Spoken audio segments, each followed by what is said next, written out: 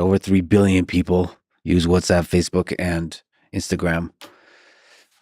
So any kind of AI fueled products that go into that, like we're talking about, anything with LLMs, will have a tremendous amount of impact. Do you have ideas and thoughts about possible products that might Yeah. start being integrated into these platforms used by so many people? Yeah, I think there's three main categories of things that we're working on.